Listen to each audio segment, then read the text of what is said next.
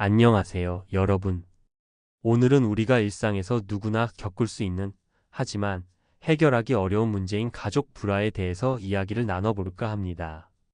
가족 사이의 갈등은 그 자체로 굉장히 스트레스가 될 수 있고, 때로는 마음을 다치게 하기도 하죠. 그렇지만 그런 갈등을 해결할 수 있는 방법들도 분명히 존재합니다. 우리가 일상에서 자주 마주치는 갈등 상황들, 그리고 그 갈등을 풀어내는 현실적이고 실용적인 방법들을 한 번씩 짚어보겠습니다. 이 영상을 통해 가족 간의 이해와 소통이 더욱 원활해질 수 있도록 여러분에게 도움이 될 수 있기를 바랍니다. 첫 번째, 감정을 먼저 정리하기. 가족 간의 갈등이 생겼을 때 감정이 격해져서 상황이 더 악화되는 경우가 많습니다. 예를 들어 부모님과의 의견 차이로 다툼이 일어났을 때 감정이 고조되면 상대방의 말 한마디가 자극적으로 들리고 서로를 공격하게 되는 악순환에 빠질 수 있죠. 이럴 때 가장 중요한 첫 번째 방법은 바로 감정을 먼저 정리하는 것입니다. 상대방이 말하는 내용이나 상황에 휘둘리기보다는 잠깐 시간을 내어 자신의 감정을 가라앉히고 상황을 객관적으로 바라보려고 노력하는 것이 중요합니다. 예를 들어 부모님이 나에게 강한 말을 했을 때 즉시 반응하기보다는 잠시 조용히 앉아 내가 왜 이렇게 화가 나는 걸까? 내 감정을 어떻게 다스릴 수 있을까? 를 생각하는 시간을 갖는 것이죠. 이런 작은 노력이 갈등을 해결하는 첫걸음이 될 수 있습니다. 감정을 정리하는 방법은 다양합니다. 한숨을 크게 쉬거나 잠깐 산책을 하거나 차분하게 음악을 듣는 것처럼 자신만의 방법을 찾아보는 것이 좋습니다. 감정을 잘 다스리면 이후의 대화가 훨씬 더 원활해지고 서로를 이해할 수 있는 기회도 늘어납니다. 두 번째, 서로의 입장을 이해하려고 노력하기. 가족 간의 갈등에서 중요한 점은 상대방의 입장을 이해하려고 노력하는 것입니다. 우리가 감정에 휘둘리면 상대방의 말이나 행동을 자기 중심적으로 해석할 수 있습니다. 하지만 갈등을 해결하려면 상대방의 입장에서 생각해 보는 것이 필요합니다. 예를 들어 부모님이 자녀에게 엄격한 규제를 내린다고 해서 단순히 자기 뜻대로 하려고 한다고만 생각할 수 있지만 그 부모님의 입장에서 자녀를 걱정하고 잘못된 길로 가는 것을 막기 위한 노력일 수 있습니다. 이런 부모님의 마음을 이해하려는 노력 없이 계속해서 반발하게 되면 갈등은 점점 더 심화될 수밖에 없습니다. 따라서 서로의 입장을 이해하려는 마음을 갖는 것이 중요합니다.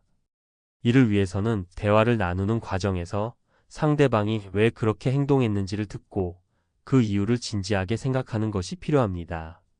예를 들어 부모님과의 대화에서 그들의 경험과 삶의 배경을 듣고 그것이 지금의 행동에 어떻게 영향을 미쳤는지를 파악하는 것도 좋은 방법입니다. 이런 과정에서 서로의 차이를 이해하고 존중하는 마음이 생기면 갈등을 해결하는 데 큰 도움이 될 수 있습니다. 세 번째, 대화의 방식을 바꾸기.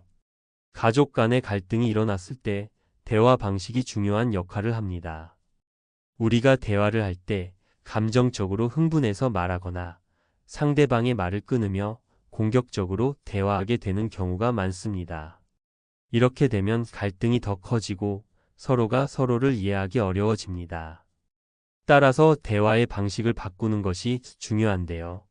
예를 들어 공격적인 언어나 비난보다는 나는 이렇게 느꼈다는 식의 아이 메시지를 사용해 보는 것이 좋습니다. 왜 나만 이렇게 해야 해? 라는 말을 나는 이렇게 하면서 좀 힘들어라는 방식으로 표현하면 상대방도 방어적인 태도를 덜 취하게 되고 서로의 입장을 이해하기 쉬워집니다. 또한 대화할 때는 상대방의 말을 끝까지 듣고 반응하기 전에 잠깐 생각하는 시간이 필요합니다. 이렇게 대화 방식에서 여유를 가지면 감정의 충돌을 최소화하고 차분하게 문제를 풀어나갈 수 있습니다. 네 번째, 실수를 인정하고 사과하기. 가족 간의 갈등에서 가장 중요한 것은 서로를 존중하는 마음인데 이 중에서 실수를 인정하고 사과하는 태도가 매우 중요합니다. 예를 들어 나의 말 한마디나 행동이 상대방에게 상처를 주었다는 것을 알게 되었을 때 그에 대한 책임을 지고 사과하는 것이 갈등을 풀 수 있는 핵심적인 방법 중 하나입니다. 사과는 단순히 미안하다라는 말로 끝내는 것이 아닙니다. 그 말 뒤에 진심이 담겨야 하며 상대방이 왜 상처를 받았는지를 이해하고 그 점을 인정하는 것이 중요합니다.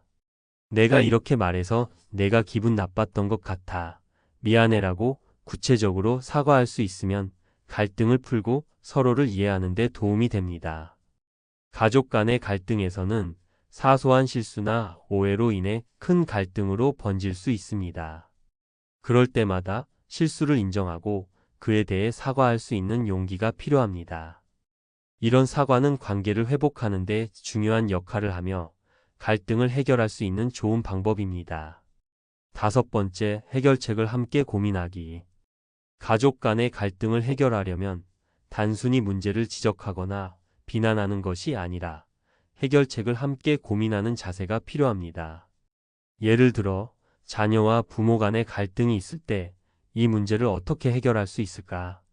라고 서로가 함께 고민하는 과정이 중요합니다. 갈등의 원인을 서로 다르게 보고 있을 수 있기 때문에 문제를 해결하는 데 있어서 양측의 의견을 모두 반영하는 것이 필요합니다. 각자의 입장에서 생각해보고 서로의 요구사항과 필요를 반영해서 해결책을 모색하는 것이 좋은 방법입니다. 이를 통해 서로가 만족할 수 있는 결론을 도출할 수 있습니다. 구체적으로 예를 들면 부모와 자녀가 서로의 의견을 듣고 갈등이 되는 문제에 대해 함께 해결책을 찾기 위해 대화를 나누는 것입니다. 예를 들어 학업 문제로 갈등이 있다면 부모는 자녀에게 더 많은 자율성을 주되 자녀는 부모의 기대를 이해하고 그것을 충족시키려고 노력하는 방식으로 해결책을 마련할 수 있습니다. 6번째, 시간을 두고 생각하기. 가족 간의 갈등을 해결하는 데 있어서 가장 중요한 점 중 하나는 즉시 해결하려는 욕심을 버리고 시간을 두고 차분히 생각하는 것입니다. 갈등 상황에서는 감정이 격해져서 서로의 입장을 제대로 이해하지 못한 채 반응하기 쉽습니다. 하지만 갈등의 근본적인 원인과 해결 방법을 진지하게 고민하려면 시간이 필요합니다. 무조건 빠르게 해결하려고 하는 것은 오히려 문제를 더 키울 수 있기 때문에 잠시 거리를 두고 생각하는 시간이 필요합니다. 예를 들어 부모님과 자녀 간의 의견 차이가 클 때 그 자리에서 곧바로 결론을 내려거나 누군가를 설득하려고 하지 말고 잠깐 시간을 두는 것이 중요합니다. 이때 각자 자신의 생각을 정리하고 감정을 진정시키는 시간이 필요합니다. 부모님은 자녀가 왜 그렇게 반응했는지, 자녀는 부모님이 왜 그런 결정을 내렸는지를 다시 한번 생각해보는 시간을 가지면 자연스럽게 상황을 더 명확하게 볼 수 있게 됩니다. 그뿐만 아니라 시간이 지나면서 감정의 기복도 안정되고 더 성숙한 방식으로 문제를 바라볼 수 있습니다. 7번째, 가족의 유대감 강화하기. 가족 간의 갈등을 해결하려면 평소 가족 간의 유대감이 얼마나 강한가가 큰 영향을 미칩니다. 가족은 갈등을 겪고 나면 더욱 관계가 깊어질 수 있지만 갈등 이전에 서로 간의 관계가 튼튼하지 않으면 갈등이 생길 때 더욱 해결하기 어려워집니다. 가족 간의 유대감을 강화하는 일은 단기적인 해결책만큼 중요하며 평소의 노력이 필요합니다. 일상에서 가족 간의 소통을 강화하고 서로의 관심사나 고민을 공유하는 시간을 자주 갖는 것이 중요합니다. 예를 들어 주말마다 함께 외출을 하거나 저녁을 같이 먹으면서 서로의 일상을 나누는 시간을 갖는 것만으로도 가족 간의 유대감은 크게 강화될 수 있습니다. 이런 소소한 일상이 쌓이면서 갈등이 생겼을 때도 서로에 대한 신뢰가 바탕이 되어보다 원만하게 문제를 해결할 수 있습니다. 공통의 관심사를 찾는 것도 유대감을 강화하는데 매우 효과적입니다. 취미나 운동, 여행 등 다양한 활동을 가족끼리 함께 함으로써 자연스럽게 유대감을 형성할 수 있습니다. 8번째, 외부의 도움을 받기. 때로는 가족 내에서 해결할 수 없는 갈등이 생기기도 합니다. 이런 상황에서는 외부의 도움을 받는 것도 고려할 수 있습니다. 가족 간의 갈등이 깊어지면 때로는 상담 전문가나 중립적인 제3자의 개입이 필요할 수 있습니다. 외부의 도움은 객관적인 시각에서 갈등을 바라볼 수 있도록 도와주며 문제 해결의 실마리를 제공할 수 있습니다. 예를 들어 부부 간의 갈등이나 부모와 자녀 간의 갈등이 심화될 경우 가족 상담을 받는 것이 좋은 해결책이 될 수 있습니다. 전문가와의 상담을 통해 각자의 생각을 제대로 전달하고 상대방의 입장을 이해하는 데 도움을 받을 수 있습니다. 상담사들은 갈등을 해결하기 위한 다양한 기법과 해결 방법을 제시하며 감정적으로 충돌하기보다는 문제를 구조적으로 해결할 수 있도록 돕습니다. 뿐만 아니라 갈등이 계속해서 해결되지 않으면 가족 모임이나 지역 사회의 지원 프로그램을 활용할 수도 있습니다. 예를 들어 일부 지역에서는 가족 문제 해결을 위한 워크숍이나 심리상담 프로그램을 제공하기도 합니다. 이런 외부의 도움을 받으면 갈등 상황을 객관적으로 바라볼 수 있고 갈등을 해소할 수 있는 방법을 제시받을 수 있습니다. 9번째, 서로의 차이를 인정하기. 가족 간의 갈등에서 많은 문제는 서로의 차이를 인정하지 못하는 데서 비롯됩니다. 가족들은 서로 다른 성격과 가치관을 가지고 있기 때문에 갈등이 발생하기 쉽습니다. 예를 들어 부모는 자녀에게 어떤 방식으로든 규율을 지키기를 원하지만 자녀는 그 규율이 불합리하다고 느낄 수 있습니다. 이런 상황에서 서로의 차이를 인정하고 존중하는 태도가 필요합니다. 서로 다른 생각을 갖고 있다고 해서 그것이 나쁜 것이 아니라 각자의 차이를 인정하고 존중하는 것이 중요합니다. 예를 들어 부모가 자녀에게 엄격한 규칙을 적용하려 할 때 자녀는 그 규칙이 과하다고 느낄 수 있습니다. 이런 상황에서 부모는 자녀의 입장을 이해하고 자녀는 부모의 생각을 존중하는 태도를 갖는 것이 필요합니다. 각자의 생각과 가치관을 이해하고 차이를 존중하는 태도를 가진다면 갈등은 자연스럽게 줄어들게 됩니다. 이 과정에서 중요한 것은 서로의 의견 차이를 대화로 풀어가려는 노력입니다. 10번째, 긍정적인 마인드 유지하기. 가족 간의 갈등을 해결하는 데 있어서 긍정적인 마인드를 유지하는 것은 정말 중요합니다. 갈등 상황에서는 감정이 고조되기 쉽고 서로를 비난하거나 불평하는 태도를 취할 수 있습니다. 그러나 갈등을 해결하려면 긍정적이고 건설적인 태도로 접근하는 것이 필요합니다. 이런 태도가 갈등 해결의 키포인트가 될 수 있습니다. 먼저 갈등을 해결하는 데 있어 긍정적인 마인드를 갖는 것은 문제를 더 쉽게 풀어갈 수 있도록 돕습니다.